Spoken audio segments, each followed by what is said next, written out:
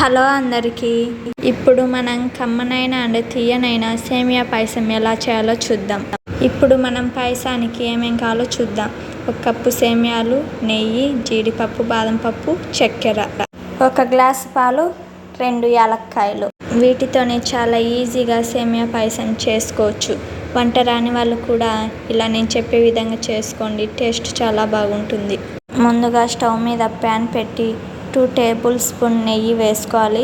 అది కొంచెం కాలాక జీడిపప్పు, బాదం పప్పు ఇలా నేను చూపించిన విధంగా కొంచెం ఎర్రగా వచ్చే వరకు వేయించుకోవాలి. వాటిని వేరే ప్లేట్లోకి తీసుకొని తర్వాత 2 టేబుల్ స్పూన్ నెయ్యి తీసుకొని ఆ సేమియాలని బాగా వేయించుకోవాలి. మంట ఎక్కువ పెట్టి వేయించుకోకుండా సిమ్లో పెట్టి వేయించుకోవడం వల్ల ఈ పచ్చివాసన పోయి టేస్ట్ చాలా బాగుంటుంది. ఫెస్టివల్స్ అప్పుడు మనకు టైం చాలా తక్కువగా ఉంటుంది. అవి ఇవి అని చేసుకుంటా అలా టైం లేనప్పుడు ఈజీగా ఇలా పాయసం చేసి దేవునికి పెట్టుకోవచ్చు. పిల్లలకి కూడా ఇలా చేసిస్తే పిల్లలు కూడా బాగా ఎంజాయ్ చేస్తూ బాగా తింటారు. తర్వాత ప్యాన్లో పాలు పోసుకోవాలి. గేదె పాలు అయితే టేస్ట్ ఇంకా బాగుంటుంది. నాకు ఇక్కడ దొరకవనేసి ప్యాకెట్ పాలు పోసాను. ఆ పాలు మరిగే టైంలో మనం వేయించి పెట్టుకున్న సేమియాలని అందులో వేసి కలపాలి. అవి కొంచెం ఉడికాక చక్కెర వేసుకోవాలి.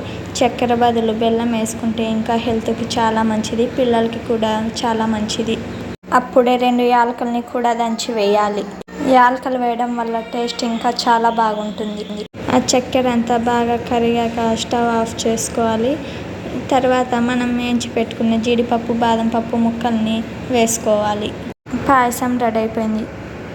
చూసారా ఎంత బాగుందో. ఇలా నేను చెప్పిన విధంగా ఈజీగా చేసుకోవచ్చు. ఎవరైనా ఫ్రెండ్స్ కానీ రిలేటివ్స్ కానీ వచ్చినప్పుడు ఇలా 5 నిమిషాల్లో ఈజీగా చేసుకునే పాయసం. ఈ పాయసం కాకుండా మీరు ఇంకా ఈజీగా ఏం చేస్తారో తెలిస్తే నాకు కింద కామెంట్ చేయండి. ఈ వీడియో కనుక మీకు నచ్చినట్లయితే please like, share and subscribe to our channel. Thank you for watching.